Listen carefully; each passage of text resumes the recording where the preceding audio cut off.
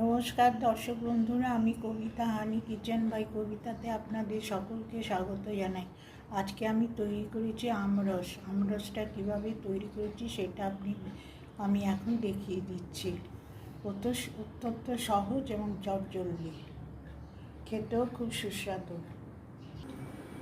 বন্ধুরা, আমরস তৈরি করার জন্য আমি দুটো পাকা আম নিয়েছি।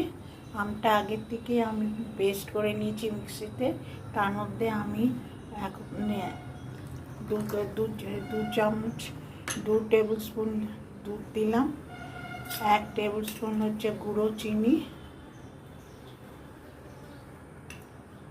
2 চামচও দেওয়া যায়, তবে যে কারা অনেকে আবার মিষ্টি কম খায়, আর একটু এলাচ গুঁড়ো। এবার গুটে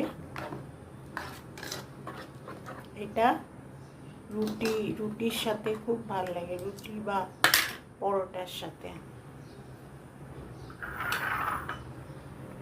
আমার আমরস তৈরি হয়ে গেছে।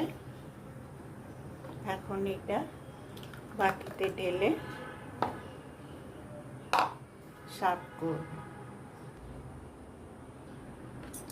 বন্ধুরা, আমরসটা তৈরি হয়ে গেছে, ভালোই হয়েছে আশা করি।